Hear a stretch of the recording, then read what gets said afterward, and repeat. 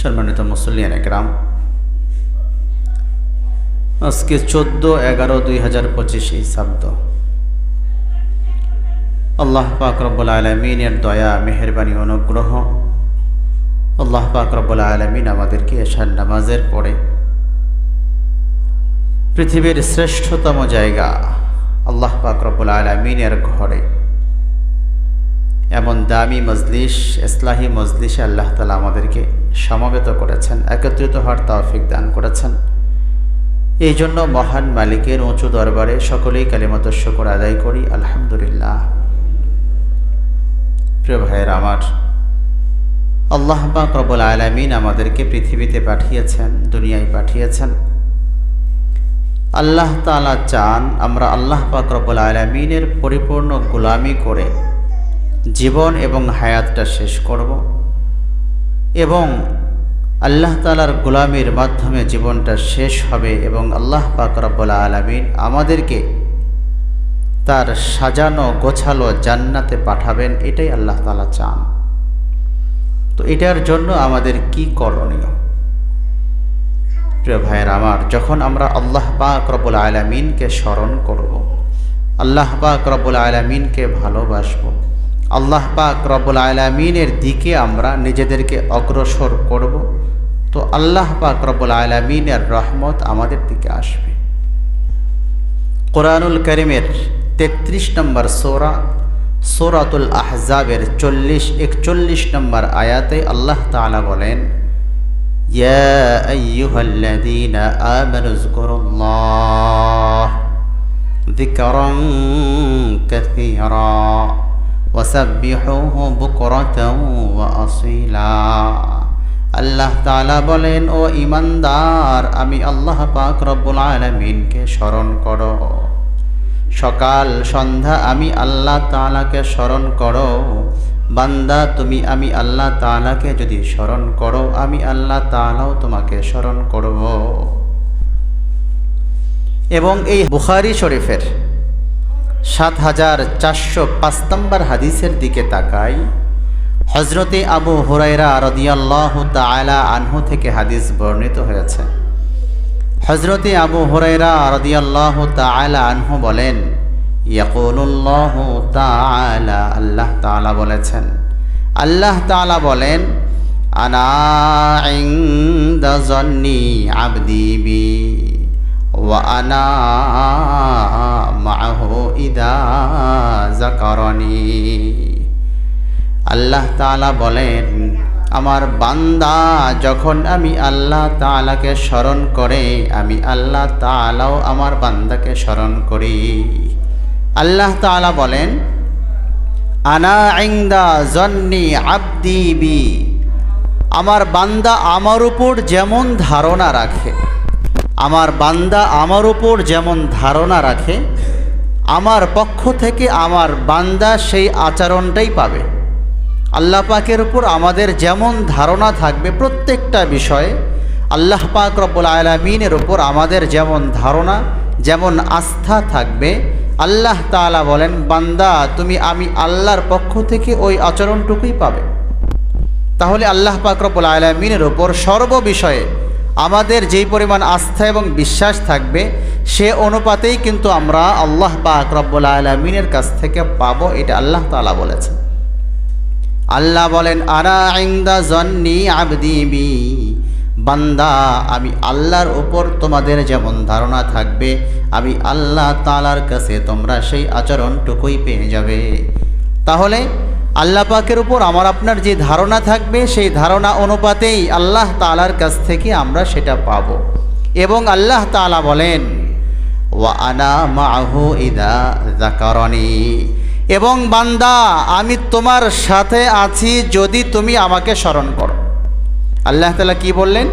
ওয়া আনা মাআহু ইদা যাকারানি, বান্দা আমি তোমার সাথে আছি যদি তুমি আমাকে স্মরণ করো।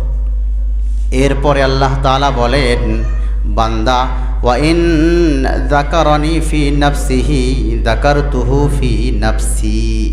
এরপরে আল্লাহ তাআলা বলেন, আমার বান্দা যদি আমাকে অন্তরে অন্তরে স্মরণ করে, অন্তরে হৃদয়ে সংকল্প করে, তো আমিও আমার বান্দাকে আমার অন্তরে স্মরণ করি। সুবহানাল্লাহ বলবেন না?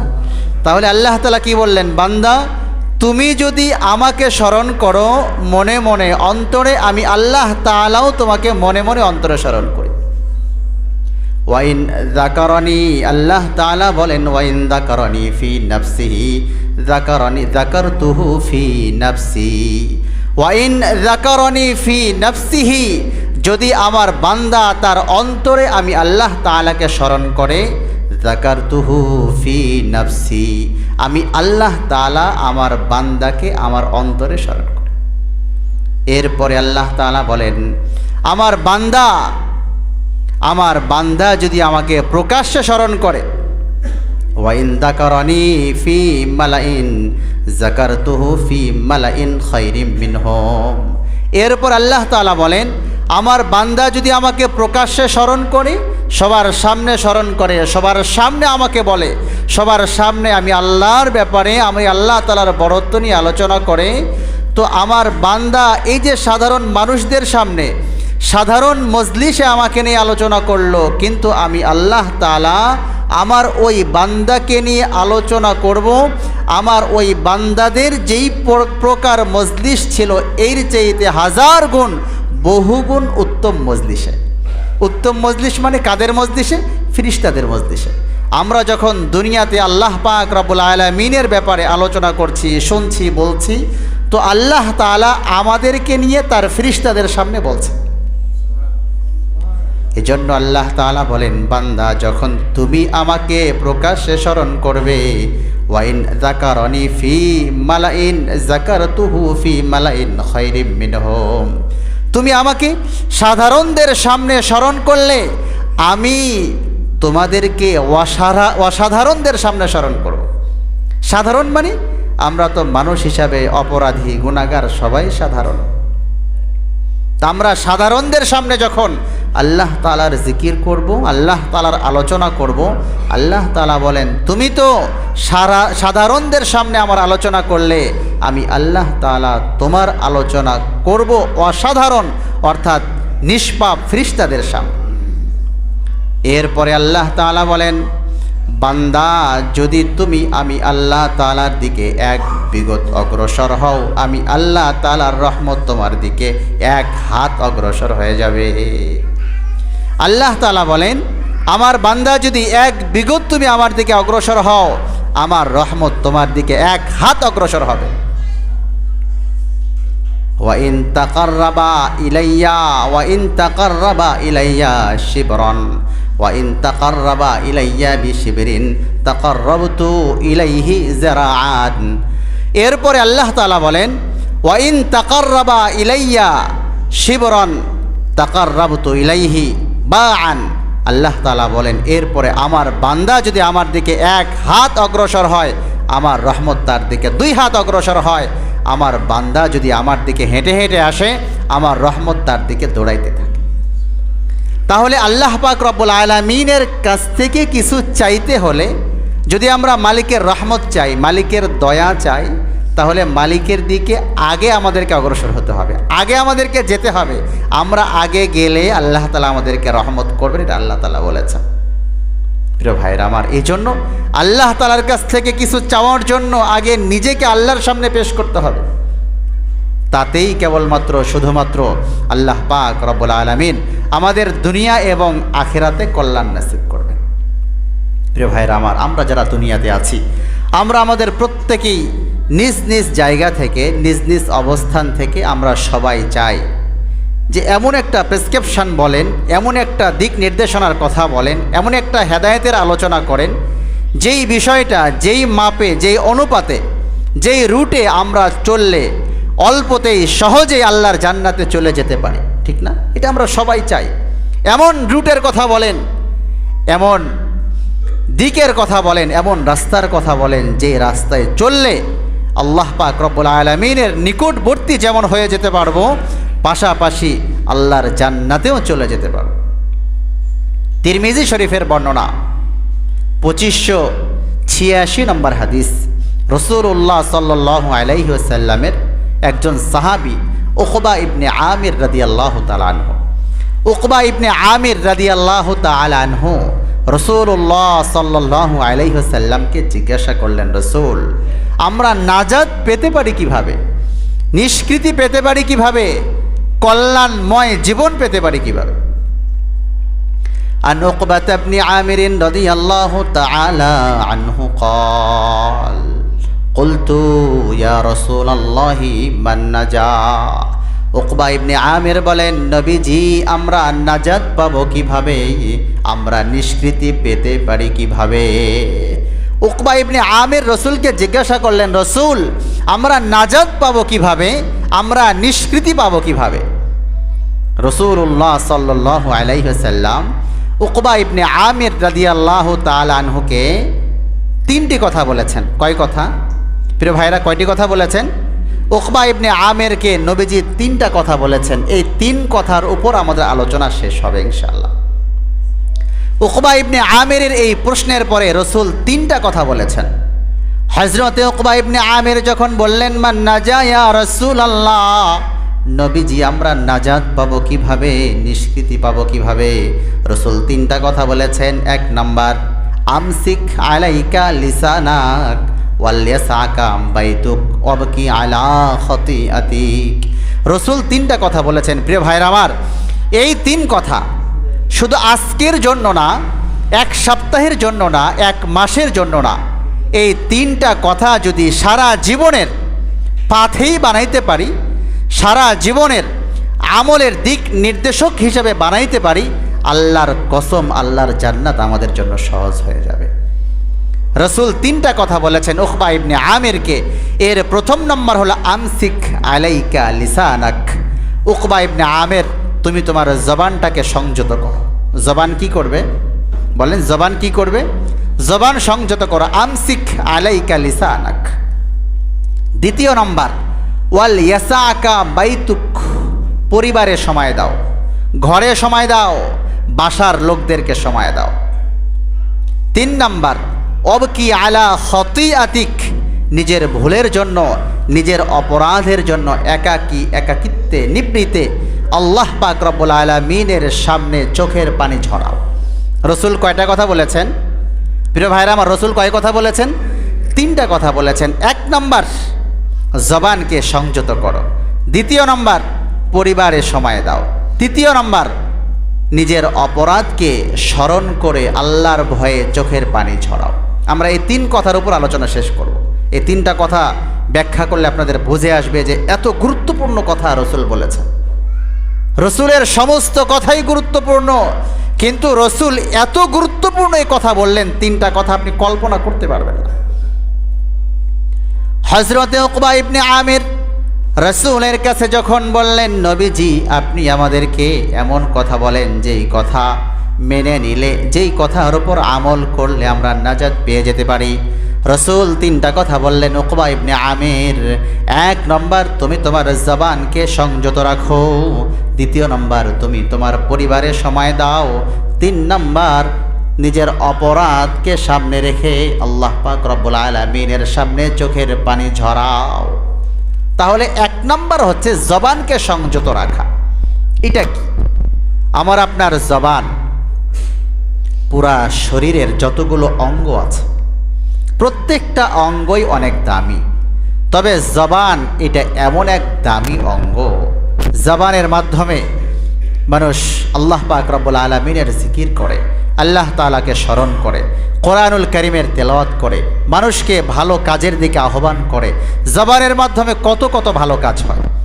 এবং মানুষের জবান, মানুষের আখলাকের বহির প্রকাশ হয় মানুষের কথার মাধ্যমে, ঠিক না? মানুষের কথার মাধ্যমে কিন্তু মানুষের আখলাকের বহির প্রকাশ হয়, মানুষের শিষ্টাচার, ভদ্রতার বহির প্রকাশ ঘটে। এবং ইমাম গজালি রহিমাহুল্লাহ ইহয়া উলুমিদ্দিন কিতাবের মধ্যে বলেছেন, এই এক জবান দিয়ে মানুষ 20 প্রকারের বেশি অপরাধ করে, 20 প্রকারের বেশি গুনাহ হয় জবান দিয়ে। আমরা মিথ্যা কথা বলি, সেটা কোন দিক দিয়ে বলেন? কোন অঙ্গ দিয়ে? জবান দিয়ে। মিথ্যা হয় জবান দিয়ে, গীবত হয় জবান দিয়ে, পরনিন্দা হয় জবান দিয়ে, কাউকে অপবাদ দেওয়া হয়, সেটাও জবান দিয়ে, কাউকে গালি দেওয়া হয় সেটাও জবান দিয়ে, কটু কথা বলা হয় সেটাও জবান দিয়ে, মিথ্যা সাক্ষী দেওয়া হয় সেটাও জবান দিয়ে, এমন 20 প্রকার গুনাহ মানুষের জবান দিয়ে হয়ে থাকে। এই জন্য রসুল বললেন তোমার জবানকে সংযত রাখো যদি তুমি নাজাত পেতে চাও, নিষ্কৃতি পেতে চাও। আর নিষ্কৃতি যদি পেয়েই যাও তাহলে আল্লাহর জান্নাত তোমার জন্য ওপেন, তোমার জন্য সহজ। এজন্য রসুল প্রথম কথা বললেন আমসিক আলাইকা লিসানাক, তুমি তোমার জবানকে সংযত রাখো। এজন্য তিরমিজি শরীফের বর্ণনা 2317 নম্বর হাদিস, হযরতে আবু হুরায়রা রাদিয়াল্লাহু তাআলা আনহু বলেন, عن أبي هريرة رضي الله تعالى عنه قال قال رسول الله صلى الله عليه وسلم من حسن إسلام المرء تركه ما لا يعنيه। হযরতে আবু হুরায়রা রাদিয়াল্লাহু তাআলা আনহু বলেন, মানুষের ইসলামের গুরুত্বপূর্ণ সৌন্দর্য মানুষ তার জবানকে সংযত রাখবে। মানুষ জবান দিয়ে কোনো অপরাধ করবে না, মানুষ কোনো অনর্থক কথা বলবে না, মানুষ মিথ্যা বলবে না, গীবত করবে না, শিকায়েত করবে না, পরনিন্দা করবে না, কাউকে গালি দিবে না, মিথ্যা সাক্ষী দিবে না, জবানকে সংযত রাখবে, অনর্থক কোনো প্রকার কথা তার জবান দিয়ে বের না হয়। এজন্য হযরতে আবু হুরায়রা বললেন ইসলামের গুরুত্বপূর্ণ সৌন্দর্য মানুষ অনর্থক কাজকর্মগুলো ছেড়ে দিবে, অনর্থক কথাবার্তা ছেড়ে দিবে। অনর্থক কথাবার্তা মানে যেই কথার কোনো প্রয়োজন নাই, মিথ্যা এটা কি অনর্থক না? কথা বলেন। গীবত এটা অনর্থক না? শিকায়েত অনর্থক, পরনিন্দা অনর্থক, মিথ্যা সাক্ষী দেওয়া অনর্থক, গালিগুলোজ করা অনর্থক, এই সবগুলো অনর্থকের মধ্যে। রাসূল জবানকে সংযত রাখতে বলেছেন, এর বহু কারণ রয়েছে। এজন্য ইসলামের গুরুত্বপূর্ণ সৌন্দর্য, মুহাদ্দিসিন একরাম বলেন এটা এমন দামি গুরুত্বপূর্ণ একটি হাদিস, যদি শিষ্টাচারের ব্যাপারে কেবলমাত্র শুধুমাত্র এই একটা হাদিসেই রসুল বলতেন তারপরেও যথেষ্ট ছিল। এবং কেউ কেউ তো এটাও বলেছেন এই হাদিসটি হচ্ছে পুরা দিন, পুরা শরীয়ত, পুরা ইসলামের 1/4 অর্থ বহন করে। আবার কেউ বলেছেন এই হাদিসটি ইসলামের 1/3 অর্থ বহন করে। আবার কেউ বলেন এই হাদিসটি ইসলামের অর্ধাংশ অর্থ বহন করে। আবার কেউ বলে এই হাদিসটি পুরা ইসলামের অর্থই বহন করে। আপনি চিন্তা করেন তাহলে কত দামি হাদিস। এজন্য হযরতে আবু হুরায়রা বললেন রাসূল বলেছেন অনর্থক কাজকর্ম ছেড়ে দাও, অনর্থক কথাবার্তা ছেড়ে দাও, জীবন দামি হয়ে যাবে। প্রিয় ভাইরা আমার, জবানকে সংযত রাখার কোনো বিকল্প নাই। এবং যত বেশি জবানকে সংযত রাখতে পারবো আমার জান্নাতের পথ তত সহজ হয়ে যাবে, কাছাকাছি হয়ে যাবে।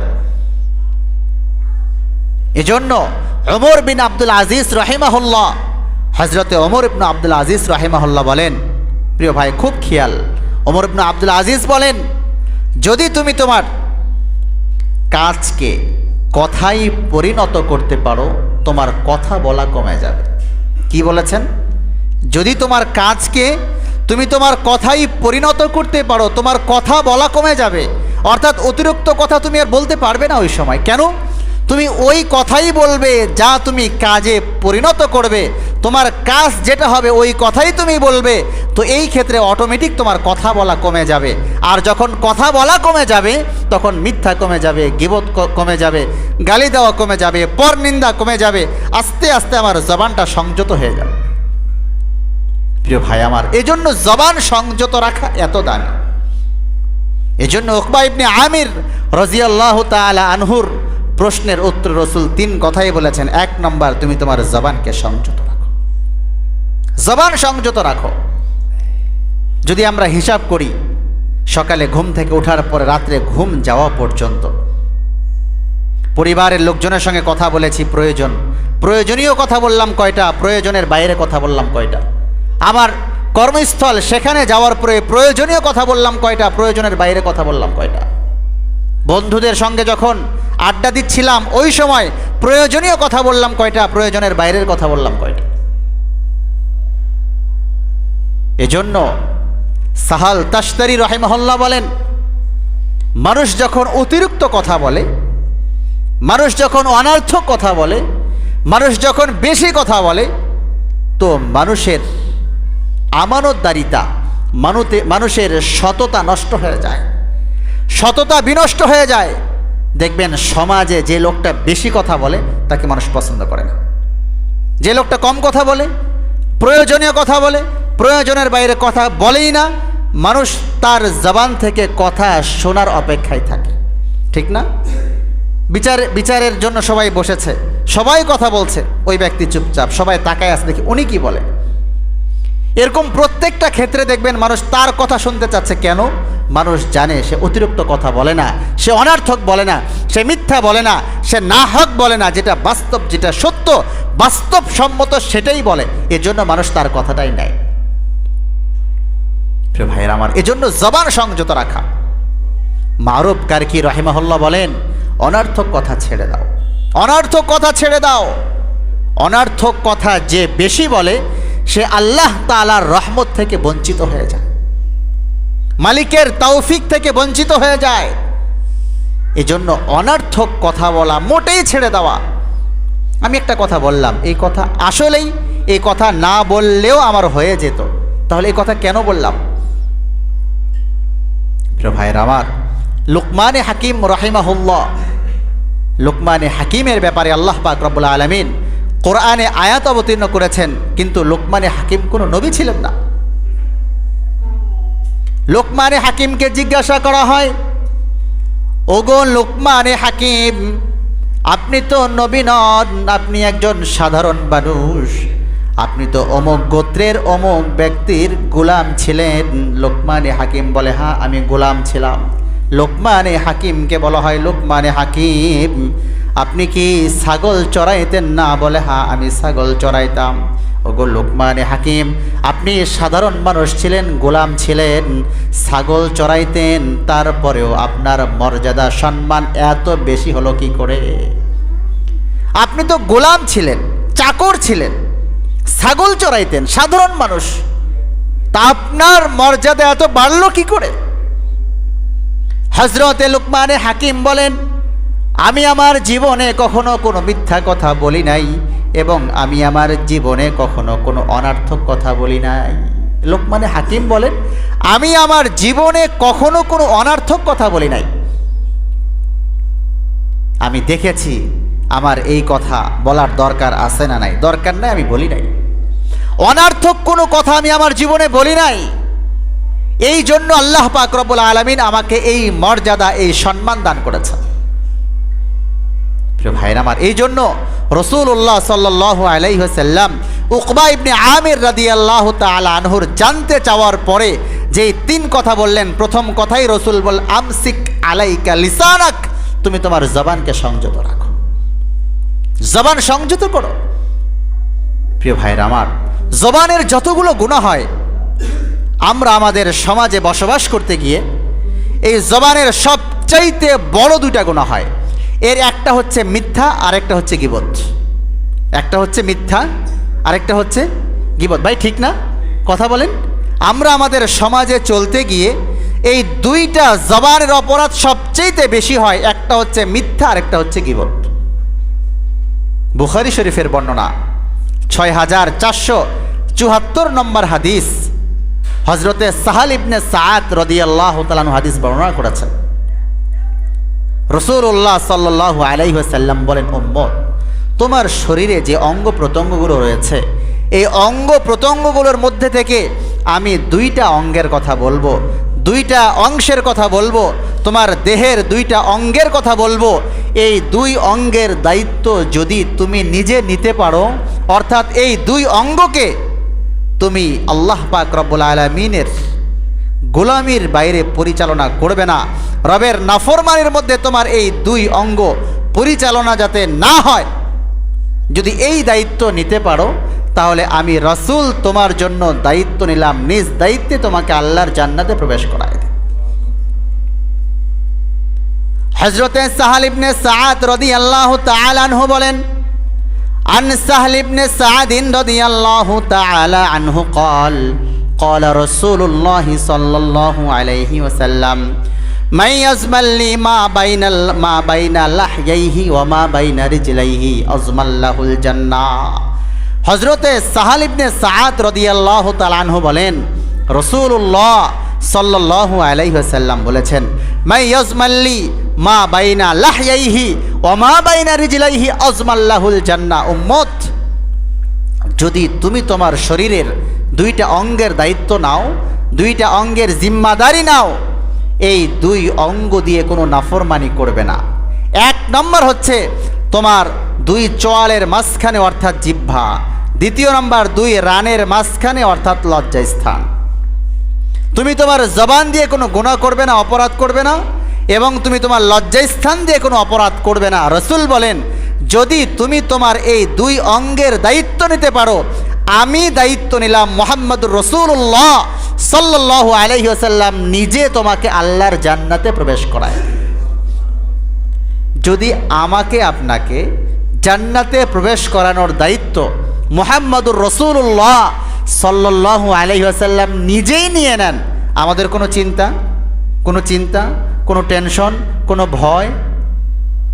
তাহলে জান্নাতে যাওয়ার রাস্তা সহজ নাকি কঠিন? বলেন, সহজ না কঠিন? সহজ। কেননা জবান যদি আমি চাই কন্ট্রোল করতে, যদি আমি চাই আমার জবানকে আমার আয়ত্তে রাখতে, এটা কি অসম্ভব? কথা বলেন। যদি আমি চাই আমার লজ্জাস্থানকে আমার আয়ত্তে রাখতে, অর্থাৎ জেনা ব্যভিচার কোনো অপরাধের মধ্যে নিজেকে না জড়াইতে, এটা কি অসম্ভব? কথা বলেন। একেবারেই সম্ভব। জবান আমার দেহের অঙ্গ, আমার লজ্জাস্থান আমার দেহের অঙ্গ, এবং এই অঙ্গগুলোকে আমি আল্লাহ পাক রব্বুল আলামিনের নাফরমানির মধ্যে পরিচালনা করব না। রব যেখানে পরিচালনা করার জন্য বলেছেন সেখানেই পরিচালনা করব, এর বাইরে আমরা পরিচালনা করব না।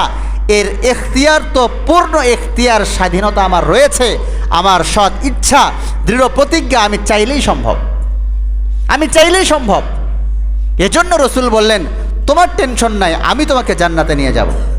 রাসূল যদি দায়িত্ব নেন, তার কোনো চিন্তা, তার কোনো ভয়, তার কোনো টেনশন।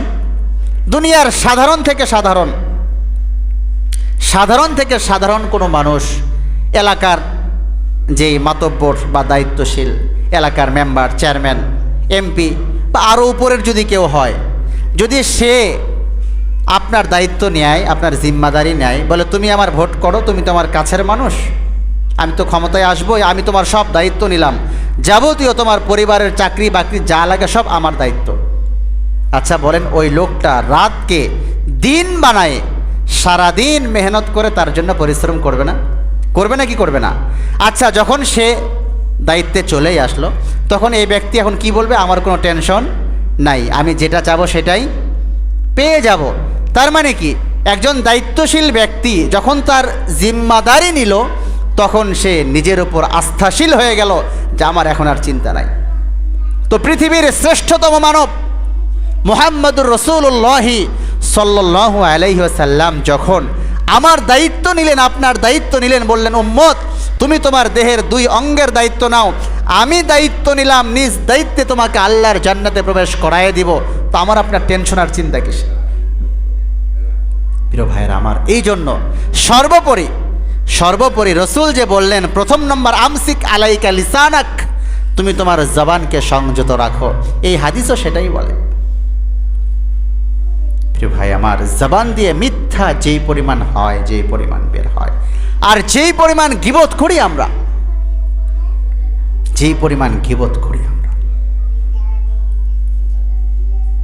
সূরা হুজুরাতের 12 নম্বর আয়াতে আল্লাহ তাআলা বলেছেন, ইয়া আইয়ুহাল্লাযীনা আমানু জতানিবু কাসীরাম মিনায-যন্ন ইন্না বা'দায-যন্নি ইসমু ওয়া লা তাজাসসু ওয়া লা ইয়াগতাব বা'দুকুম বা'দা আইয়ুহিব্বু আহাদুকুম আন ইয়াকুলা লাহমা আখিহি মাইতান ফাকারিহতুমু ওয়াত্তাকুল্লাহা ইন্নাল্লাহা তাওয়াবুর রহিম। আল্লাহ তাআলা বলেন, মানুষ কার ওপর যে ধারণা করে, বদ ধারণা, খারাপ ধারণা, এটা অধিকাংশ ক্ষেত্রেই ভুল হয়। এবং এরপরে আল্লাহ তাআলা বলেন, তোমরা একে অপরের গীবত করো না। গীবত, আল্লাহ তাআলা বলেন, এটা হচ্ছে তোমার মৃত ভাইয়ের গোস্ত খাওয়ার শামিল। মানুষ তার ভাইয়ের গোশত খাবে? কথা বলেন, কেউ কি তার ভাইয়ের গোশত খাবে? ভাই তো দূরের কথা, আবার আল্লাহ তাআলা বলেছেন মৃত, প্রশ্নই তো আসে না। তার মানে আল্লাহ পাক রব্বুল আলামিন কতটা ঘৃণার সাথে আলোচনা করলেন যে বান্দা গীবত করা, কারো পিছনে কথা বলা, অর্থাৎ তার মৃত ভাইয়ের গোশত খাওয়ার শামিল। মুসলিম শরীফের বর্ণনা, রাসূলুল্লাহ সাল্লাল্লাহু আলাইহি ওয়াসাল্লাম সাহাবা একরামকে জিজ্ঞাসা করেছেন, মাল গীবা, তোমরা কি জানো গীবত কাকে বলে? তো সাহাবা একরামের সাধারণ অভ্যাস ছিল, রাসূল সাহাবা একরামকে এমন কোনো প্রশ্ন ছুড়ে দিলে সাহাবা একরাম বলতেন আল্লাহ এবং তার রাসূলই ভালো জানেন। তো সাহাবা একরাম এই কথাই বলেছেন, আল্লাহ এবং তার রাসূলই ভালো জানেন। রাসূলুল্লাহ সাল্লাল্লাহু আলাইহি ওয়াসাল্লাম এরপরে বলেন, শোনো, যিকরুকা আখাকা বিমা ইয়াকরাহু, গীবত হচ্ছে তুমি তোমার ভাইয়ের অগোচরে এমন কথা বলা যে কথাটা তার সামনে বললে সে অপছন্দ করত। যিকরুকা আখাকা বিমা ইয়াকরাহু, তোমার ভাইয়ের ব্যাপারে এমন কথা বলা যে কথাটা তার অপছন্দনীয় হয়। তোমার ভাইয়ের ব্যাপারে এমন কথা বলা যেই কথাটা সে অপছন্দ করে। আমি আপনাকে জিজ্ঞাসা করি, আমার সামনে একজন অপরাধ করছে, গুনাহ করছে, তো এই অপরাধটার হিসাব তার সাথে তার মালিক আল্লাহ তাআলার। তো আমি কে? আমি যে তাকে খারাপ মনে করলাম, আমি যে তার গীবত করলাম, আমি যে তার মর্যাদা ক্ষুণ্ণ করলাম, তো আমি কি নিষ্পাপ? কথা বলেন, আমার জীবনে কোনো অপরাধ নাই, আমার জীবনে কোনো ভুল নাই, আমার জীবনে কোনো পাপ নাই। প্রিয় ভাইয়েরা আমার, এই জন্য অপরের দিকে না, অপরের দিকে তাকানো না। বুদ্ধিমান তো ওই ব্যক্তি, বুদ্ধিমান ওই ব্যক্তি যে নিজেকে নিয়ে সমালোচনা করে, আর পাগল ওই ব্যক্তি যে অন্যের সমালোচনা করে। যে অন্যের সমালোচনা করে সে পাগল। কারণ অন্যের সমালোচনা করা মানে, তার গীবত করা মানে আমার নেক আমালগুলো তার আমল নামায় চলে যাওয়া। তা আমার মতো নির্বোধ পাগল কে আছে? তো বুদ্ধিমান ওই ব্যক্তি যে নিজের সমালোচনা করে, নিজের আত্মার সমালোচনা, আত্মসমালোচনা যদি আমরা করি যে হায় আমি এমন কেন, আমাকে এটা করার দরকার, এটা করার দরকার, আমার এই অপরাধ হচ্ছে, এই অপরাধ হয়ে যাচ্ছে, আমাকে অপরাধ থেকে বাঁচতে হবে। আমি যখন নিজেকে নিয়ে আলোচনা করব, নিজেকে নিয়ে সমালোচনা করব, নিজের আত্মসমালোচনা করব, তখন আমার জিন্দেগি দামি হবে। এই জন্য বুদ্ধিমান তো সে যে নিজের সমালোচনা করে, আর পাগল তো সে যে অপরের সমালোচনা করে। প্রিয় ভাই আমার, এজন্য জবানকে সংযত রাখা খুব জরুরি, জবানকে সংযত রাখা খুব জরুরি। বুখারী শরীফের 33 নম্বর হাদিসে রাসূলুল্লাহ সাল্লাল্লাহু আলাইহি ওয়াসাল্লাম বলেন, হযরতে আবু হুরায়রা রাদিয়াল্লাহু তাআলা আনহু থেকে হাদিস বর্ণিত হয়েছে, মুনাফিকের 3 আলামত বলা হয়েছে। কয় আলামত? মুনাফিকের 3 লক্ষণ। বুখারী শরীফ 33 নম্বর হাদিস, আন আবি হুরায়রা রাদিয়াল্লাহু তাআলা আনহু قال قال رسول الله صلى الله عليه وسلم আয়াতুল মুনাফিকি সালাসা, ইদা হাদ্দাসা কাযাবা ওয়া ইদা ওয়াদা আখলাফা ওয়া ইদা উকতুমিনা খান। মুনাফিকের 3 লক্ষণ, যখন কথা বলে, কথা বলার সময় মিথ্যা বলে, কথা বলার সময় মিথ্যা বলে। মিথ্যার এমন অবস্থা যে আমরা কি পরিমাণ যে মিথ্যা বলি, মানে মিথ্যাটা বের হতে আমার জবানে, আমার ঠোঁটের গোড়ায়, আমার আপনার দাঁতের গোড়ায় এসে বাঁধেও না, যেটা মিথ্যা।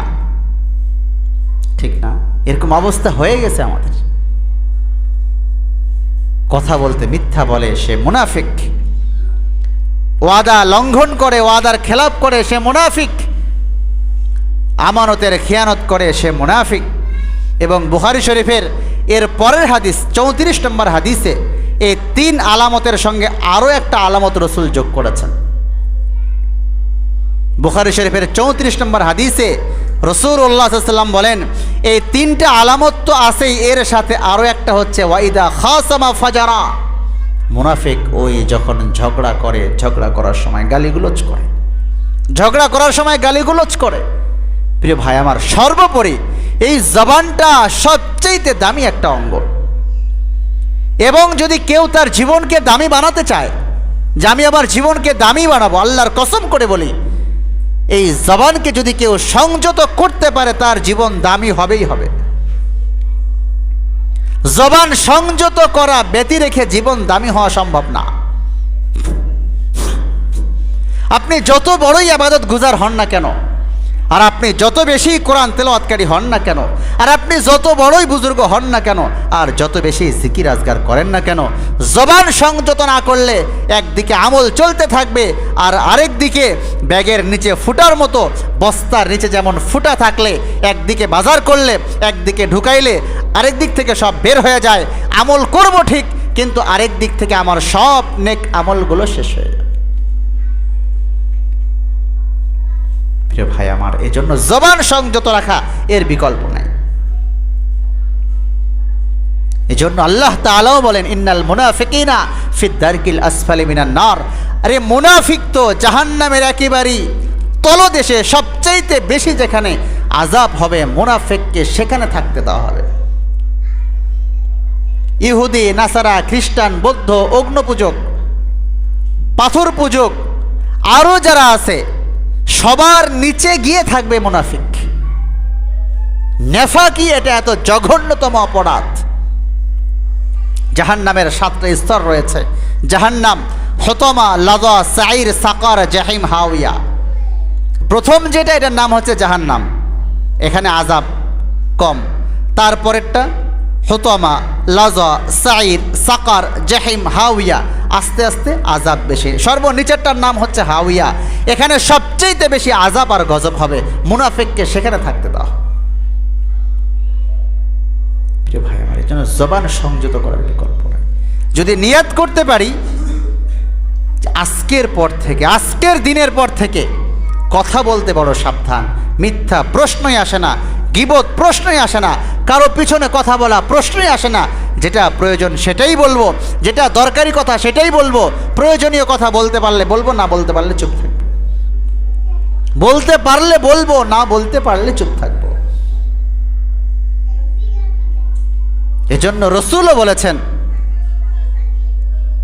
ফালইয়াকুল খায়র আও লিয়াসমুত। যদি তুমি কথা বলতেই হয় তাহলে হয় ভালো কথা বলো, আর না হয় চুপ থাকো। প্রিয় ভাইরা আমার, তাহলে উকবা ইবনে আমির রাদিয়াল্লাহু তাআলা আনহুর রসুলের কাছে জানতে যাওয়া, রসুল নাজাত পাবো কিভাবে, নিষ্কৃতি পাবো কিভাবে, রসুল কয় কথা বলেছেন? কয় কথা বলেছেন? 3 কথা। প্রথম নম্বর, জবান সংযত রাখো, জবান সংযত করো। দ্বিতীয় নম্বর, পরিবারে সময় দাও। তৃতীয় নম্বর, একাকিত্বে নিবৃতে আল্লাহর ভয়ে নিজের অপরাধকে স্মরণ করে চোখের পানি ঝরাও। প্রিয় ভাই আমার, তো এইখান থেকে আমি আপনাদেরকে 3টা কথা বলে যাব। প্রথম কথা মোটামুটি আলোচনা করলাম। দ্বিতীয় নম্বর, ওয়াল ইয়াসাআকা বাইতুক, পরিবারের সময় দাও। পরিবারের সময় দেওয়া খুব জরুরি। আজকে আমাদের পারিবারিক যেই কলহ, পারিবারিক যেই গণ্ডগোল, পারিবারিক যেই দূরত্ব, স্বামী স্ত্রীর দূরত্ব, সন্তানদের সঙ্গে পিতামাতার দূরত্ব, পরিবারের অন্যান্য সদস্যদের সাথে আমাদের দূরত্ব, এই দূরত্বের মূল কারণ হচ্ছে পরিবারের সময় না দেওয়া। প্রিয় ভাই আমার, খুব ভালো করে বুঝেন। একজন ব্যক্তি চাকরি করে, সে সকাল 8টা-9টার দিকে তার কর্মস্থলে চলে যায়, চাকরির জায়গায় চলে যায়। ঘুম থেকে উঠলো সকাল 8টার দিকে, গোসল করে কোনো রকম নাস্তা সেরেই সে চলে গেল তার চাকরির কর্মস্থলে চলে গেল। সে তার কাজ শেষ করে সন্ধ্যায় এসেছে। সন্ধ্যায় আসার পরে ড্রেস চেঞ্জ করে হালকা পাতলা নাস্তা করেছে, সঙ্গে সঙ্গে বেরিয়ে পড়ল বন্ধুদেরকে সময় দেওয়ার জন্য। ম্যাক্সিমামের জীবন কিন্তু এভাবেই পার হয়। সন্ধ্যায় বের হলো, সে বাসায় আসলো রাত্রে 11টায় বাসায় এসে স্ত্রী হয়তো বা তার জন্য অপেক্ষা করছে খাবারের জন্য, তো কোনো রকম খেয়ে আবার শুয়ে পড়লো 12টা হইতে হইতে। এইভাবে যে দৈনন্দিন সময়গুলো পার হচ্ছে, শনিবার থেকে বৃহস্পতিবার পার হয়ে গেল, শুক্রবার একদিন ছুটি, তো শুক্রবারে সারাদিন কত ব্যস্ততা থাকে। তাহলে আমি আমার পরিবারের সময় কখন দিলাম? বাচ্চাদেরকে সময় কখন দিলাম? আমি আমার বিবিকে সময় কখন দিলাম? স্ত্রীর সঙ্গে দূরত্ব, ঝগড়া ফাসাদ, স্ত্রী পরকীয়ায় লিপ্ত, অপরাধের মধ্যে লিপ্ত, স্বামী অপরাধে লিপ্ত, এই যে দূরত্বগুলো, এই দূরত্বগুলো মূলত পরিবারের সময় না দেওয়া। বাচ্চা কথা শোনে না, তো বাচ্চা কথা শুনবে কিভাবে? একেবারে ছোটোবেলায় থেকেই আপনার তো চাকরির ডিউটি, আর বাকি সময় হচ্ছে বন্ধু বান্ধবদেরকে সময় দিয়ে আপনার ওইভাবেই সময় পার হচ্ছে। তো বাচ্চাদের সাথে আপনি মিশলেন কখন? এবং বাচ্চা আপনার প্রতি পরিপূর্ণ আস্থাশীল হতে পারে নাই যে আমার বাবা আমার সবচেয়ে ভালো একজন অভিভাবক, আমার বাবা আমার সবচেয়ে ভালো একজন বন্ধু, যে কোনো বিষয়ে শেয়ার করলে বাবার সাথেই করা যায়, আমি তো সময়ই দেই না, তার সাথে আমি ওইভাবে মিশি না। তো ওইভাবে না মিশলে, সময় না দিলে সে যে কোনো বিষয়ে আমার সঙ্গে শেয়ার করবে কিভাবে? বলেন, পরিবারে কই সময় দিচ্ছে? তো পরিবারে যখন সময় না দিই, আস্তে আস্তে সবার সঙ্গে দূরত্ব তৈরি হয়, সবার সঙ্গে দূরত্ব তৈরি হচ্ছে। এমন কি যতটুকু সময় পরিবারে দেওয়া হচ্ছে, বাসার 4 জন সদস্যর হাতে 4টা মোবাইল, 4 জন সদস্য 4টা মোবাইল। ওইদিকে ওয়াইফের হাতে এক মোবাইল, সেও ওদিকে ফেসবুক ইউটিউব নিয়ে ব্যস্ত, স্বামীর হাতে আরেক মোবাইল, সে ওইটা নিয়ে ব্যস্ত, বাচ্চাদের হাতে আরেক মোবাইল, তারা গেমস নিয়ে ব্যস্ত। এই যে সবার মধ্যে সবাই যার যার মতো মোবাইল নামক এই মহামারী নিয়ে ব্যস্ত, তাহলে পারস্পরিক ভ্রাতৃত্ববোধ, সময় দেওয়া, একজন আরেকজনকে বোঝা, হৃদ্যত ভালোবাসা পয়দা হওয়া, এই সময়টা কখন আসলো বলেন? এই জন্য প্রিয় ভাইয়ের আমার, পরিবারকে যত সময় বেশি দিব, আমার কাজ শেষ, বাইরের কাজ যত দ্রুত শেষ করা যায়, এর পরের বাকি সময়টা যখন আমি আমার পরিবারকে দিব, পরিবার বিনির্মাণ করার জন্য, আমার সন্তানদেরকে তাদের লক্ষ্য পর্যন্ত পৌঁছানোর জন্য, তাদের লক্ষ্যে নিয়ে যাওয়ার জন্য সন্তানদেরকে সময় দিচ্ছি, তাদেরকে বোঝাচ্ছি, ভালোবাসা দেখাচ্ছি, তারা বুঝতেছে আমার বাবা আমার জন্য ফিদা। স্ত্রীকে সময় দিচ্ছি, ওয়াইফের সঙ্গে ভালোবাসা তৈরি হচ্ছে। তো আপনি চাকরিতে গেলেও সে আপনার জন্য অপেক্ষা করছে, আপনি কখন ফিরে আসবেন, আর তার সাথে আপনার প্রয়োজনীয় কথাবার্তা, গল্পগুজব, পারস্পরিক আন্তরিক এবং আত্মার যে মহব্বত, এগুলি বাড়তেছে সময় দেওয়ার কারণে। যখন আপনি সময় কমায় দিচ্ছেন, তো পরিবারের সবার সঙ্গে আপনার দূরত্ব পয়দা হচ্ছে, দূরত্ব বাড়ছে। তো পরিবারের দূরত্ব বাড়লে স্বাভাবিক, যখন আপনি কারো থেকে দূরে সরে যাইতে চাবেন, মানুষ হিসেবে আমরা, আমাদের সবার অন্তরে ভালোবাসার বিষয়টা এমন, আমাদের অন্তরটা ভালোবাসা ছাড়া খালি থাকে না। সবার কলিজা ভরে ভালোবাসা থাকে, সন্তানদের প্রতি, স্বামীর প্রতি, বইয়ের প্রতি, আব্বা আম্মার প্রতি, সবার প্রতি। এখন কোনো একটা দিক যদি খালি হয়ে যায়, খালি থাকে, তো এই অংশটা অন্য কাউকে দিয়ে মানুষ পুরা করতে চায়, পূর্ণ করতে চায়, এটা নিয়ম। তো সেই হিসাবে আমি যখন পরিবারের সময় বেশি দিব, আমার বাইরের কাজ বাদ দিয়ে পুরা সময়টা যখন আমি আমার পরিবারকে দিব, তো পরিবারকে সময় দিলে পারস্পরিক মহব্বত তৈরি। এজন্য পুরুষদের দাম, স্বামীদের দাম অনেক বেশি, অনেক বেশি দাম।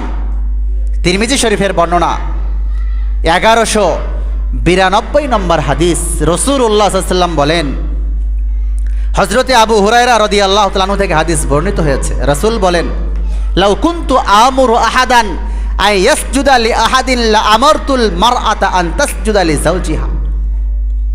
হযরতে আবু হুরায়রা বলেন, রাসূল বলেছেন, লাউ কুনতু আমুরু আহাদান আই ইয়াসজুদা লি আহাদিন লা আমারতুল মারআতা আন তাসজুদা লি যাওজিহা। রাসূল বলেন, যেহেতু একজন মানুষ আরেক মানুষের সামনে তার মাথা অবনত করতে পারে না, মস্তক অবনত করতে পারে না, সাজদায় মাথা ঝুঁকাইতে পারে না, যদি একজন মানুষ আরেকজন মানুষের সামনে সাজদা করা জায়েজ হতো, আমি নারীদেরকে বলতাম, তোমরা তোমাদের স্বামীর সামনে সাজদায় মাথা অবনত করো। রাসূল বলেছেন, একজন মানুষ গোলাম হিসাবে একজনের সামনে আরেকজন মাথা নত করা জায়েজ নেই, হারাম। রাসূল বলেন, যদি কেউ কাউকে সাজদা করা যেত, তাহলে আমি নারীদেরকে বলতাম, তোমরা তোমাদের স্বামীর সামনে সাজদা করো। তো স্বামীর দাম, স্বামীর মর্যাদা এত বেশি, তো আমার মর্যাদা আমাকে ধরে রাখতে হবে। একজন মানুষ শুধুমাত্র খাওয়া আর পরার জন্য আপনার ঘরে আসে না, আর এতটুকুতেই শুধু কাপড় ক্রয় করে দেওয়া আর খাবারের ব্যবস্থা করার দ্বারাই স্ত্রী আপনার উপর সন্তুষ্ট থাকবে না, আপনার সন্তানরা আপনার উপর সন্তুষ্ট থাকবে না, এটা হতে পারে না। আপনাকে পরিবারের সময় দিতেই হবে, তাদের কথাগুলি শুনতে হবে, তাদের সঙ্গে শেয়ারিং করতে হবে, আপনার কথা বলতে হবে, তাদেরগুলি শুনতে হবে। তো এই কথা রসুল আজকে না 1450 বছর আগে বলে গেলেন। তা আজকে চিন্তা করেন, যখন আমি পরিবারে থাকছি না, তো পরিবারে না থাকলে পরিবারের সদস্যরা অটোমেটিক আমার তত্ত্বাবধান থেকে তারা বাইরে চলে যাচ্ছে, আমার কমান্ডের বাইরে চলে যাচ্ছে, আমার নির্দেশ পালনের বাইরে তারা চলে যাচ্ছে। কেন আমি তাদেরকে সময় দিই না? প্রিয় ভাই আমার, এই জন্য রাসূলুল্লাহ সাল্লাল্লাহু আলাইহি ওয়াসাল্লাম বললেন নারীদেরকে, লাউ কুনতু আমুরু আহাদান আন ইয়াসজুদা লি আহাদিন লা আমারতুল মারআতা আন তাসজুদা লি যাওজিহা। এবং তিরমিজির এর একটা পরের হাদিস 1194 নম্বর হাদিস, রাসূলুল্লাহ সাল্লাল্লাহু আলাইহি ওয়াসাল্লাম বলেন, যদি কোনো নারী এই অবস্থায় মারা যায়, আইয়ুমা ইমরাআতিন মাতাত ও যাওজুহা আনহা রাজিন দাখালাতিল জান্নাহ। উম্মে সালামা রাদিয়াল্লাহু তাআলা আনহা থেকে হাদিস বর্ণিত হয়েছে, রাসূল বলেন, আইয়ুমা ইমরাআতিন মাতাত ও যাওজুহা আনহা রাজিন দাখালাতিল জান্নাহ। কোনো স্বামী স্ত্রী মারা গেল, কোনো স্ত্রী মারা গেল এই অবস্থায়, যে অবস্থায় তার স্বামী তার উপর সন্তুষ্ট। আইয়ুমা ইমরাআতিন মাতাত ও যাওজুহা আনহা রাজিন দাখালাতিল জান্নাহ। রাসূল বলেন, কোনো স্ত্রী মারা গেল এই অবস্থায়, যে অবস্থায় তার স্বামী তার উপর সন্তুষ্ট, ওই নারী মারা যেতে দেরি, আল্লাহর জান্নাতে যাইতে দেরি নাই। সে মরতে দেরি, আল্লাহর জান্নাতে যেতে দেরি নাই। তাহলে স্বামীর সন্তুষ্ট এবং স্বামীর সন্তুষ্টি, স্বামীকে খুশি রাখা কত জরুরি।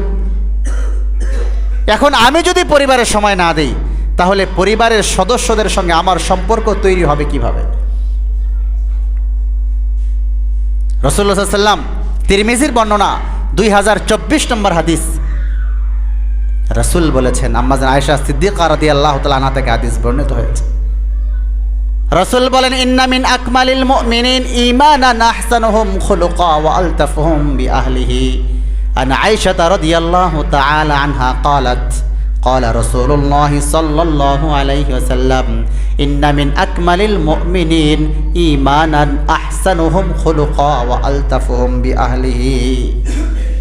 আম্মা জান আয়েশা সিদ্দিকা রাদিয়াল্লাহু তাআলা আনহা বলেন, রাসূল বলেছেন, ইন্না মিন আকমালিল মুমিনিন, পরিপূর্ণ ঈমানদার, ঈমানের দৃষ্টিকোণ থেকে, ঈমানের দৃষ্টিকোণ থেকে পরিপূর্ণ ঈমানদার ওই ব্যক্তি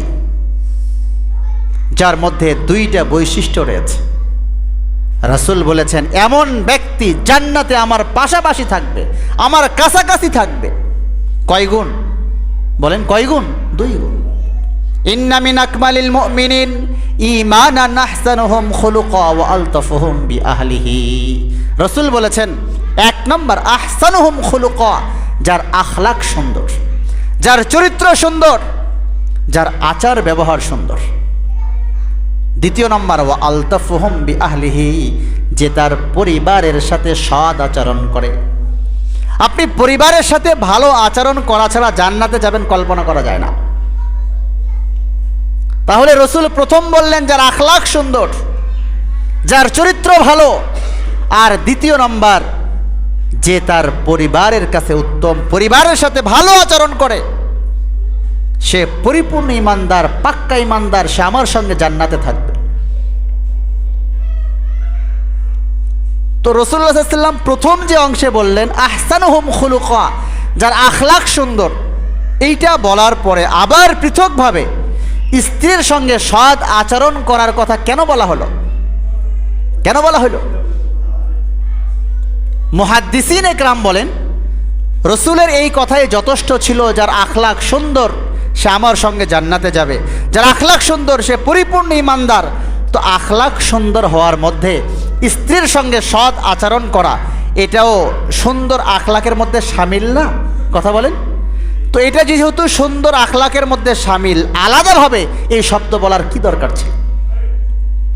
আলাদাভাবে এই শব্দ বলার কারণ হইল, সমাজের কিছু মানুষ এমনও আছে, দিনদার, নামাজি, পরেজগার, পাগড়িওয়ালা, টুপিওয়ালা, জুব্বাওয়ালা, আলেমদের সঙ্গে উঠা বসা করে, বড় নেককার, বাহ্যিক, বাইরের তার যাবতীয় সমস্ত কাজগুলো, বাইরের যাবতীয় সমস্ত আমলগুলি অনেক সুন্দর হলেও পরিবারের লোকজনের সঙ্গে তার আচরণটা ভালো না, স্ত্রীর সঙ্গে ওয়াইফের সাথে তার আচরণটা ভালো না। এই জন্য রসুল এই অংশটাকে আলাদা করে আবার বলেছেন, আখলাক সুন্দর এটা তো ঠিক আছেই, এর পাশাপাশি যাতে তোমার ওয়াইফের সাথে, তোমার স্ত্রীর সাথে তোমার আখলাকটা বড় সুন্দর হয়ে যায়। তাহলে প্রিয় ভাই আমার, একদিকে যেমন নারীদেরকে রসুল বললেন সাজদা করার যদি থাকতো, তাহলে নারীদেরকে বলতাম স্বামীদেরকে সাজদা করো। যদি কোনো নারী অবস্থায় মারা গেল, স্বামী তার উপর সন্তুষ্ট, মরতে দেরি, আল্লাহর জান্নাতে যাইতে দেরি নাই, যেমন মহিলাদেরকে বললেন, আবার অপরদিকে পুরুষদেরকেও বলা হলো স্ত্রীকে সন্তুষ্ট রাখো, আখলাক সুন্দর করো। শুধু তাই না, রসুল তিরমিজির আরও একটা হাদিসে বলেন, আম্মা জান আয়েশা থেকে বর্ণিত, রসুল বলেন, খিয়ারুকুম লিআহলিহি ওয়া আনা খায়রুকুম লিআহলি। তোমাদের মধ্যে শ্রেষ্ঠ ব্যক্তি ওই ব্যক্তি যে তার স্ত্রীর কাছে শ্রেষ্ঠ, আমি আমার স্ত্রীর কাছে শ্রেষ্ঠ। রসুল বলেছেন আমি আমার স্ত্রীদের কাছে শ্রেষ্ঠ। তো শ্রেষ্ঠ হওয়ার জন্য স্ত্রীর সাথে যদি আমার লেনদেন, আচার ব্যবহার, আমার সময় দেওয়া, পারস্পরিক মহব্বত তৈরি না হয়, সময় দিতেই না পারি, তাহলে আমি আমার পরিবার গঠন করব কিভাবে? প্রিয় ভাই, সমাজ গঠন করার চাইতে, রাষ্ট্র গঠন করার চাইতে বহু গুণে গুরুত্ব রাখে আমার পরিবার গঠন করা। যখন আমার পরিবার গঠন করব, পরিবারের সদস্যদেরকে আমি ঠিক করব, আমার বাচ্চারা নেককার হবে, দিনদার হবে, ভদ্র হবে, আব্বা আম্মার সঙ্গে ভালো আচরণ করবে, 5 ওয়াক্ত নামাজ পড়বে, সে যে লাইনে পড়াশোনা করুক না কেন, সে হয়ে যাক বড় ডাক্তার, হয়ে যাক ইঞ্জিনিয়ার, হয়ে যাক জজ, ব্যারিস্টার, সমস্যা তো নাই, কিন্তু আখলাক তার সুন্দর, সে মিথ্যা বলে না, গীবত করে না, শেকায়েত করে না, আব্বা আম্মার সঙ্গে ভালো আচরণ করে, কোন নেশার সঙ্গে জড়িত না, মাদকের সঙ্গে জড়িত না, কোনো অপরাধের সঙ্গে জড়িত না। তো এই সন্তানকে যখন আমি নেককার সন্তান হিসাবে তৈরি করতে পারলাম, পরিবারকে গঠন করতে পারলাম, প্রত্যেকে যদি নিজ নিজ পরিবারকে গঠন করি, তো পরিবার সুন্দর হলে সমাজ অটোমেটিক সুন্দর হয়ে যাবে। সমাজ সুন্দর হয়ে গেলে রাষ্ট্রের অবকাঠামো অটোমেটিক সুন্দর হয়ে যাবে। রাষ্ট্র সুন্দর না, সমাজ সুন্দর না হওয়ার কারণে, আর সমাজ সুন্দর নয় পরিবার সুন্দর না হওয়ার কারণে, আর পরিবার সুন্দর হয় নাই পরিবারের সময় না দেওয়ার কারণে, আর পরিবারের সময় না দিয়ে যখন পরিবার সুন্দর হয় নাই, আমার পরিবার সুন্দর না হওয়ার কারণে সমাজ নষ্ট হয়েছে, সমাজ নষ্ট হওয়ার কারণে রাষ্ট্র নষ্ট হয়েছে। আপনি চিন্তা করেন, রসুলের কথাটা আপনি চিন্তা করেন, আজকের কথা না, 1450 বছর আগে রসুল এ কথাই বললেন, পরিবারের সময় দাও, পরিবারের সময় দাও। এবং কিছু পুরুষ তো এমন অল্পতেই নারীদের উপর চওড়াও হয়ে যায়,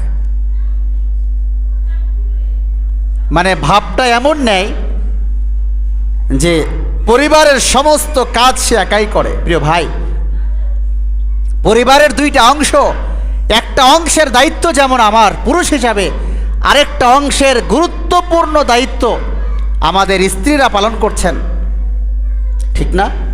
আমি হয়তোবা বাইরে উপার্জন করছি, ইনকাম করছি, মাথার ঘাম পায়ে ফেলছি, রোদে পুড়ে কাজ করছি, ঠিক, কিন্তু আমার সন্তানদেরকে পেটে ধারণ করলেন কে? বুকের দুধ পান করালেন কে? প্রসব বেদনা সহ্য করলেন কে? বাচ্চাদেরকে লালন পালন করলেন কে? আমার খাবারের ব্যবস্থা করলেন কে? আমার কাপড় চোপড় ধুয়ে দিলেন কে? আমার শারীরিক মানসিক চাহিদা পূরণ করলেন কে? চাঁদের এক পিঠ দেখা যায় আরেক পিঠ, কথা বলেন, চাঁদের এক পিঠ দেখা যায় আরেক পিঠ দেখা যায় না। আমি আমার জায়গা থেকে মনে হচ্ছে আমি শুধু কষ্ট করি না, একটা পরিবারকে গঠন করার জন্য আমার যেমন ভূমিকা, কুরবানি, প্রচেষ্টা রয়েছে, সমানভাবে আমার বিপরীত দিকে আমার স্ত্রীরও কিন্তু সেই পরিমাণ কুরবানি, কষ্ট, পরিশ্রম রয়েছে।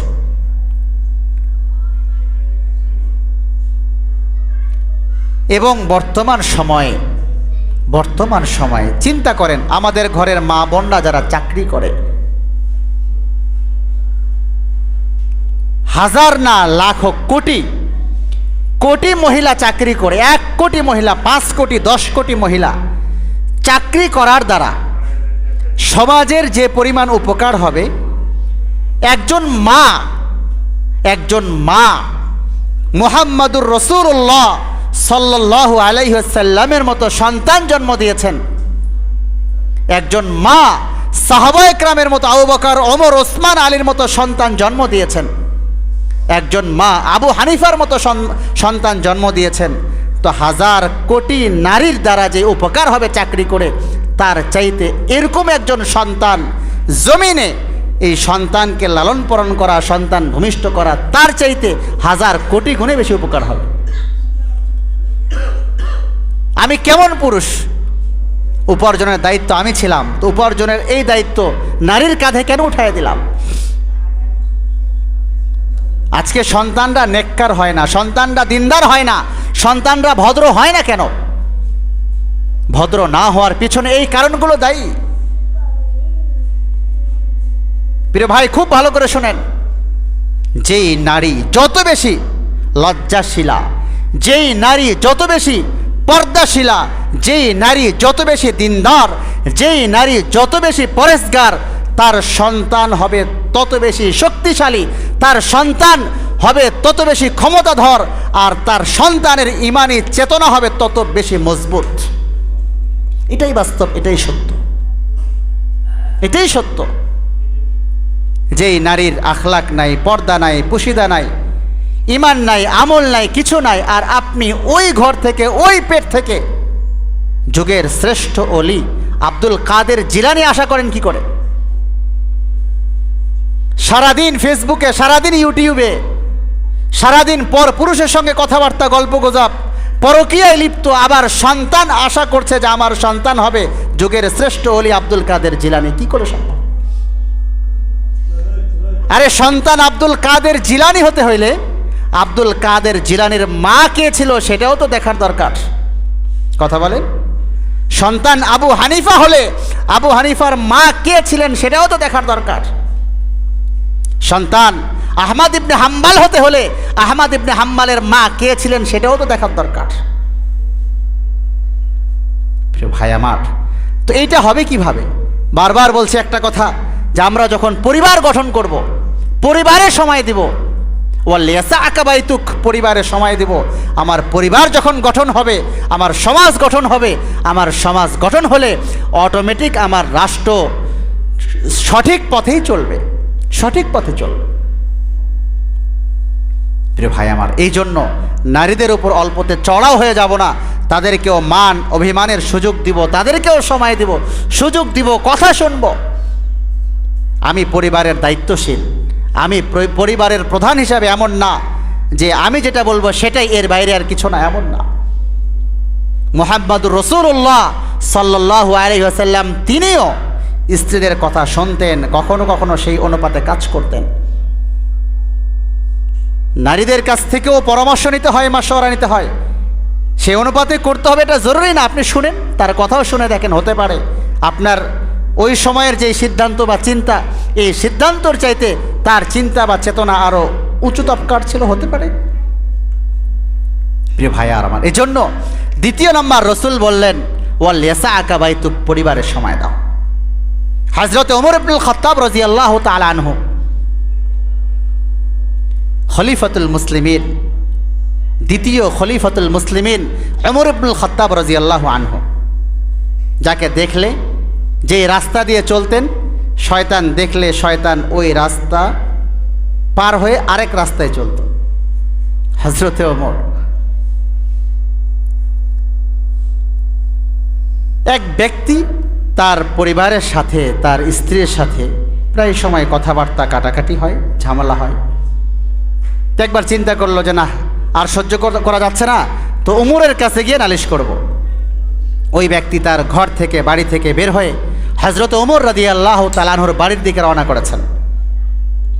হযরত ওমরের বাড়ির কাছাকাছি যখন গেছে, কাছাকাছি যাওয়ার পরে ওই ব্যক্তি শুনতে পাচ্ছে হযরত ওমর দরজায় দাঁড়ানো, এবং ঘরের ভিতর থেকে মহিলা কণ্ঠের আওয়াজ ভেসে আসছে, একটু কর্কশ ভাষায়, একটু শক্ত ভাষায় ওমরকে কিছু বলা হচ্ছে। ওই ব্যক্তি বুঝতে পেরেছে এটা হযরতে ওমরের স্ত্রী হযরত ওমরকে কিছু বলছেন। তো সে এবার মনে মনে চিন্তা করলো, উমরের মতো মানুষ, তার স্ত্রীও তাকে দু চারটা কথা শোনায় দিচ্ছে, উমর কিছুই বলছেন না, চুপচাপ দাঁড়ায় শুনছেন, তা আমি আর আমার স্ত্রীর বিরুদ্ধে কি অভিযোগ করব, আমি জায়গা। তো ওই যুবক আবার উল্টা পথে হাঁটা শুরু করেছে। ওমর ডেকেছেন, এই শোনো, আরে আসলা, চলে যাচ্ছ কেন? বলে, যেই কাজের জন্য এসেছিলাম সেই প্রশ্ন আমার জানা হয়ে গেছে, প্রশ্নের উত্তর আমি পেয়ে গেছি। বলে, সেটা আবার কি? বলে, এসেছিলাম আপনার কাছে স্ত্রীর বিরুদ্ধে অভিযোগ করার জন্য। এখন দেখি আপনার স্ত্রী আপনাকে সাবান সোটা দিয়ে ধোলাই করতেছে, আপনি কিছু বলছেন না, চুপচাপ দাঁড়ায়, তা আমি আর কি অভিযোগ করব? হযরত ওমর বলেছেন, শোনো, এদিকে আসো। আরে মিয়া, আমরা পুরুষরা আমাদের যেমন দায়িত্ব কর্তব্য আছে, আমরা যেমন মান অভিমান রাগ করার সুযোগ আমাদের আছে, অধিকার আছে, স্ত্রীদেরকেও মান অভিমান রাগ করার সুযোগ দেওয়ার দরকার। আমি একাই পরিবারের সব কাজ করি না। তো হযরত ওমর তাকে বলে, তোমার ঘরের খাবার রান্না করে কে? বলে, আমার স্ত্রী। তোমার কাপড় চোপড় ধুয়ে দেয় কে? আমার স্ত্রী। বাচ্চা পেটে ধারণ করেছে কে? আমার স্ত্রী। লালন পালন করছে কে? আমার স্ত্রী। তো এতগুলো দায়িত্ব যেই ব্যক্তি লালন পালন করছে, তোমার খাবারের ব্যবস্থা করছে, তোমার শান্তির ব্যবস্থা করছে, তোমার কাপড় চোপড় ধুয়ে দিচ্ছে, তো সে একটু রাগ করেছে, আর এতটুকুতেই বিচলিত হওয়ার কি আছে? একটু অভিমান তাকে করতে দাও, রাগ করার সুযোগ দাও। প্রিয় ভাই আমার, পরিবারে ঝগড়া বা ফাসাদ তীব্র পর্যায়ের হয় কখন? কোনো কারণে আপনার স্ত্রীর মাথা খারাপ হয়ে গেছে, রাগান্বিত হয়ে গেছে, রাগারাগি করছে, আপনি চুপ থাকেন। আপনি ওই সময় চুপ থাকেন, কিচ্ছু বলেন না। আপনার রাগ উঠে গেছে, আপনি বাড়ি থেকে বের হয়ে চলে যান, কাজটা শেষ করে পরে আসেন। তার মাথা যখন ঠান্ডা হবে, এরপরে তাকে আপনি বলেন যে, দেখো, আমি এত কষ্ট করি, তুমি যে আমার সঙ্গে এই রাগারাগিটা করলা, তোমার কি ঠিক হলো? সে অটোমেটিক কি করবে? আসলে আমার ভুল হয়ে গেছে, মাথা ঠিক ছিল না, তো কি বলেছি তখন, আপনি মাফ করে দেন। কিন্তু আপনি যদি ওই সময়, সে আপনাকে একটা বলেছে, আপনি দুইটা, সে দুইটা, আপনি চারটা, সে চারটা, আপনি আটটা, তো আস্তে আস্তে কি হবে? আস্তে আস্তে কথা থেকে হাতাহাতি, হাতাহাতি থেকে মারামারি, মারামারি থেকে বিশাল কিছু, সর্বশেষ ছাড়াছাড়ি। কিন্তু যদি ছাড় দিতাম, ছাড় দেওয়ার মানসিকতা, সে আমাকে বলল, আমি ছাড় দিলাম, আমি যখন তাকে বললাম, আপনি তাকে শিখান। দেখো, কোনো কারণে যদি আমি রাগান্বিত হয়ে যাই, রাগে দুই একটা কথা বলি, তখন তুমি কিছু বলো না, একটু চুপ থাকো। যখন আমি ঠান্ডা হয়ে যাব, তখন এসে বলো, আচ্ছা, আপনি যে আমার সঙ্গে আচরণটা করলেন, আপনার কি উচিত হইল? আপনি আমাকে এভাবে গালি দিতে পারলেন, আমি আপনার জন্য এত এত কিছু করি। তো পুরুষ অটোমেটিক কি হয়ে যাবে? ঠান্ডা হয়ে যাবে, অনুতপ্ত, আচ্ছা ঠিক আছে, আমার ভুল হয়ে গেছে, মাফ করে দিও। প্রিয় ভাই আমার, এই জন্য তো এই যে পারিবারিক জীবন ব্যবস্থাটা সুন্দর করা, এটা আমি কিভাবে করব? পরিবারকে সময় দেওয়া ছাড়া। কথা বলেন। আরে পরিবারকে সময় দেওয়া ছাড়া, পরিবারের সঙ্গে কমিউনিকেশন তৈরি করা ছাড়া, পারস্পরিক তাদেরকে বোঝাপড়া ছাড়া, এটা আমরা কিভাবে করব? এই জন্য পরিবার ঠিক করা জরুরি। এটার ব্যাখ্যা যদি বলতে থাকি, তাহলে শেষ করা সম্ভব? বলেন। আপনি আপনার নিজের মাইন্ড সেট আপে, আপনি আপনার নিজের বুদ্ধিতে, চিন্তায় আপনি ভাবেন যে ঠিকই তো, পরিবারকে যদি আমি সময় না দেই, যদি পরিবারকে ঠিক না করি, বাচ্চাদেরকে সময় না দেই, বউকে সময় না দিতে, আমার পরিবার ঠিক না হলে আমার শান্তির জায়গা কোথায়? আমি পরিবারকে সময় দেওয়ার কারণে সন্তানরা আমার আনুগত্যশীল হয়েছে, সন্তানদের চেহারার দিকে তাকাইলে আমার কলিজা ঠান্ডা হয়ে যায়, চক্ষু শীতল হয়ে যায়। আমি বার্ধক্যে উপনীত হয়েছি, আমার যে পরিমাণ খেদমত সেবা যত্ন তারা করে, আলহামদুলিল্লাহ যথেষ্ট। কিন্তু পরিবারে সময় দেইনি, বাচ্চারা ওইভাবে তৈরি হয়নি, আজকে আমি বার্ধক্যে উপনীত হয়েছি, বাচ্চাদের কাছে ভারী হয়ে গেছি। সামনাসামনি বলে না, মনে মনে বলে, এই বুড়া মরে না কেন, এই বুড়ি মরে না কেন, হয় না? কথা বলেন। বৃদ্ধাশ্রমে তো রেখে আসা, সেটা তো আছে। তো এর দায়টা কার? সন্তানের না, এর দায়, প্রথম দায় তো আমার। আমি তো সেই দায় এড়াইতে পারি না। কেন? প্রথম নম্বর কথা হলো, আমি তাকে কেন তৈরি করলাম না? কিন্তু এই কথা 1450 বছর আগে রাসূল বলে গেলেন। প্রিয় ভাই, আলোচনা তো লম্বা করার সুযোগ নাই, শেষ হয়ে যাবে ইনশাল্লাহ 9:30-এর মধ্যে। তাহলে প্রথম নম্বর হচ্ছে, রাসূল বললেন জবানকে সংযত করো। দ্বিতীয় নম্বর, পরিবারে সময় দাও। তাহলে পরিবারে সময় দিলে রাষ্ট্র ঠিক হয়ে যাচ্ছে। আপনার রাষ্ট্র নিয়ে মাথা ব্যথা, পরিবার ঠিক করেন। সমাজ নিয়ে মাথা ব্যথা, পরিবার ঠিক করেন।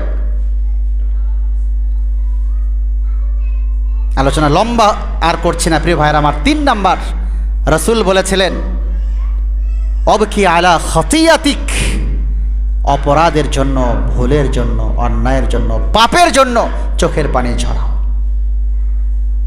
নীরবে নিবৃতে আল্লাহর সামনে নিজেকে পেশ করে, আল্লাহ আমার অপরাধ হয়ে গেছে, আপনি ক্ষমা করে দেন। প্রিয় ভাই আমার, আমাদের একটা সম্পর্কের একটা জায়গা হলো বাহ্যিক, আল্লাহ তাআলার সাথে সম্পর্কের একটা জায়গা হলো বাহ্যিক সম্পর্ক, সেটা নামাজ, রোজা, জাকাত, হজ। এটা একটা বাহ্যিক সম্পর্ক। বাহ্যিক সম্পর্ক না? এই সম্পর্কটা সবাই দেখে নাকি দেখে না? কথা বলেন। আমি নামাজ পড়ছি, মানুষ দেখছে না? হজে গেলাম, মানুষ দেখছে না? জাকাত দিচ্ছি তো মানুষের সঙ্গে সম্পৃক্ততা আছে না? কারণ যেই যাকে দিলাম সে তো দেখলো। তাহলে এই ইবাদতগুলি যে বাহ্যিক ইবাদত, এর আরেকটা সাইড রয়েছে, সেটা হলো গোপনভাবে, আলাদাভাবে, একাকিত্বের সাথে আল্লাহ তাআলাকে কলিজায় জায়গা দেওয়া। আমাদের প্রত্যেকের অন্তরে, বাচ্চাদের প্রতি হোক, আব্বা আম্মার প্রতি হোক, স্ত্রীর প্রতি হোক, বন্ধু বান্ধবের প্রতি হোক, যে ভালোবাসা আছে, এই যে একটা কল্পনার জগৎ, আমার সামনে, আমি যাকে ভালোবাসি সে আমার সামনে নাই, সে আমার সামনে না থাকলে আমি তাকে কল্পনা করতে পারি না কি পারি না? আরে বাবা কথা বলেন, গুরুত্বপূর্ণ কথা। আমার সামনে সে নাই, আমার আশেপাশেও সে নাই, কিন্তু আমার কল্পনার জগতে, কল্পনার চোখে আমি তাকে দেখতে পারি না কি পারি না? কথা বলেন। আমার সন্তানটা আমার সামনে নাই, কিন্তু সন্তানকে এত বেশি ভালোবাসি, আমি চোখ বন্ধ করেছি, তাকে দেখতে পাচ্ছি, ঠিক না? তার মানে এটা একটা কল্পনার জগৎ।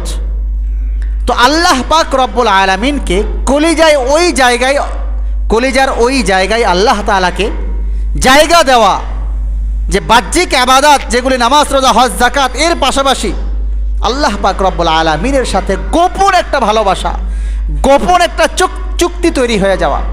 আল্লাহ আপনি আমার অপরাধগুলি মাফ করে দেন, আপনি আমার গুনাহগুলো ক্ষমা করে দেন, আমি আপনাকে ভালোবাসি। রাস্তায় চলছি, চোখ দিয়ে গুনাহ হয়ে গেছে, আর হঠাৎ আকাশের দিকে তাকায় বললাম, আল্লাহ এই চোখ আপনার দেওয়া, চোখ দিয়ে গুনাহ হয়ে গেল, আল্লাহ আপনি মাফ করে দেন। প্রিয় ভাই, বাবার সামনে গিয়ে আবেগ জাহের করলে আবেগের দাম নাই। আরে কথা বলেন, আবেগের দাম নাই? মায়ের সামনে আবেগ জাহের করলে আবেগের দাম নাই?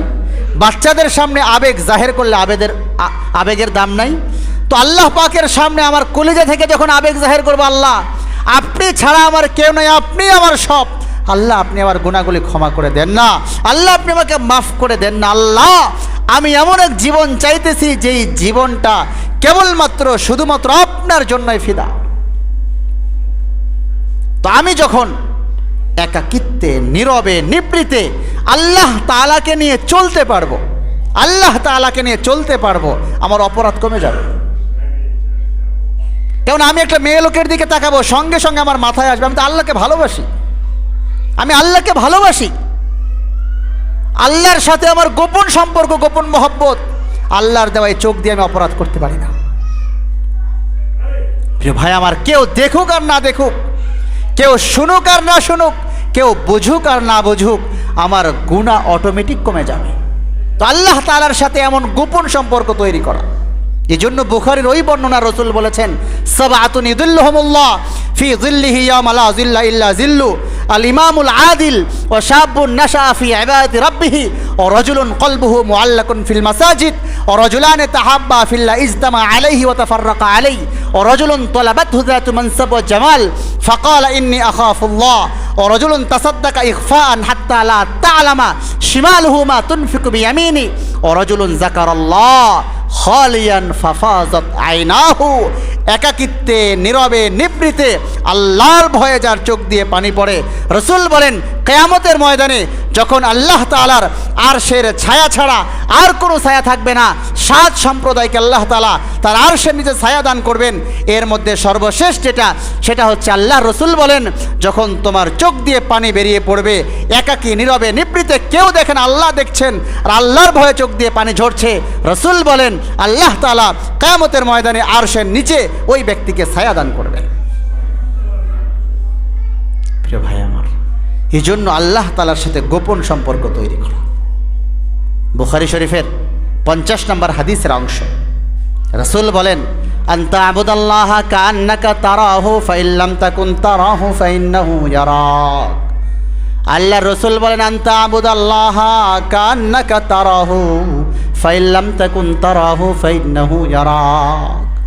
ও বান্দা, যখন তুমি আল্লাহ তাআলার গোলামি করবে তখন মনে করো তুমি তোমার মালিক আল্লাহকে দেখে দেখে গোলামি করছো, আল্লাহকে দেখে দেখে ইবাদত করছো।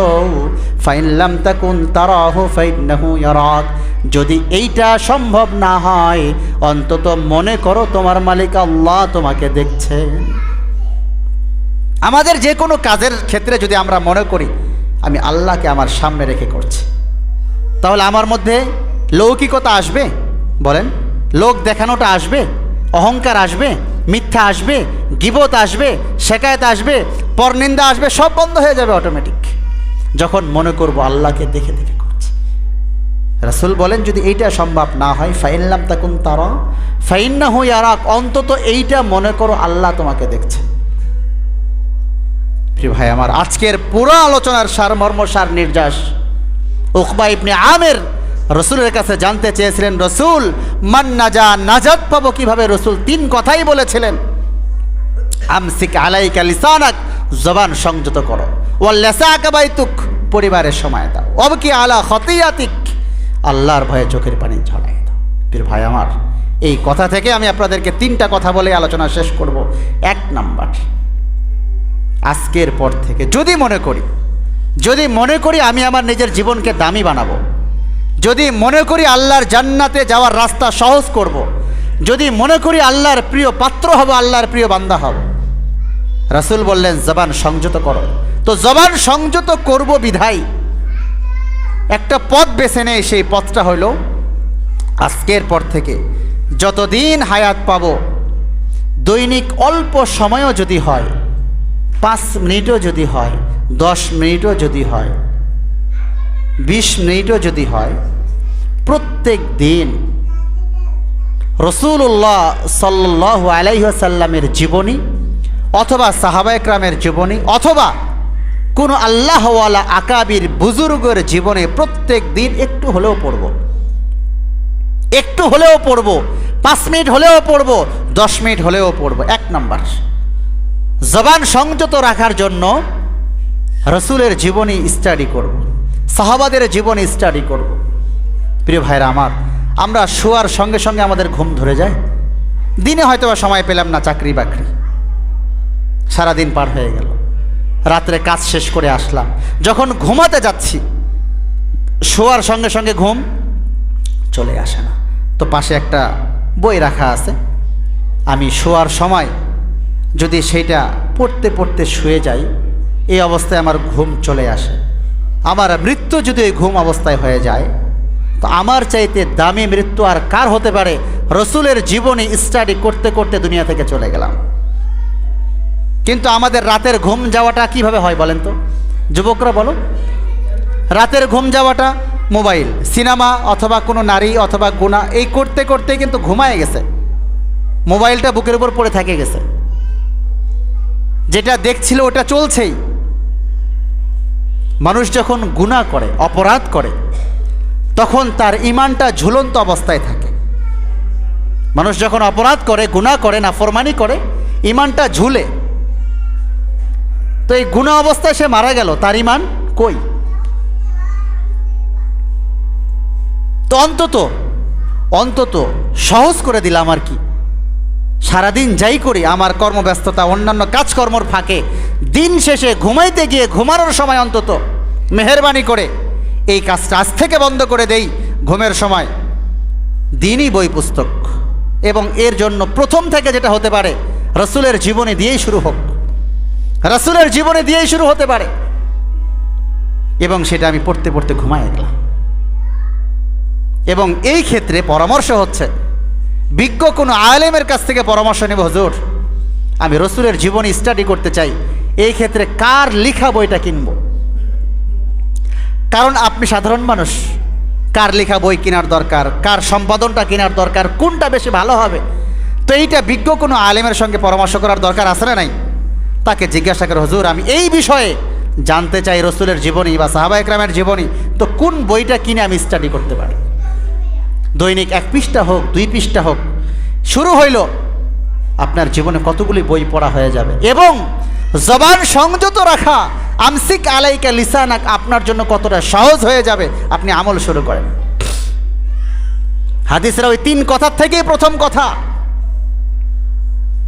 চেষ্টা করবো ইনশাল্লাহ।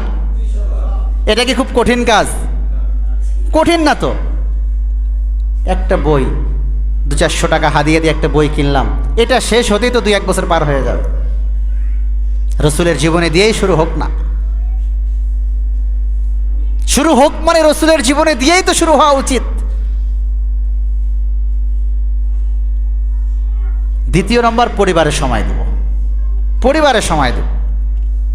আমার কর্মব্যস্ততা হাজার থাক, বাচ্চাদেরকে সময় দেওয়া, বাচ্চাদের সঙ্গে খুনসুটি করা, তাদের সাথে রসিকতা করা, তাদের সাথে মজাক করা, স্ত্রীকে সময় দেওয়া, পরিবারের সময় দেওয়া, যদি এইটা না দেই আমি বড় ভুল করব, আমি বড় ভুল করব। আজ না হয় কাল, এই ভুলের খেসারত আজ না হয় কাল আমাকে দেওয়া লাগবে।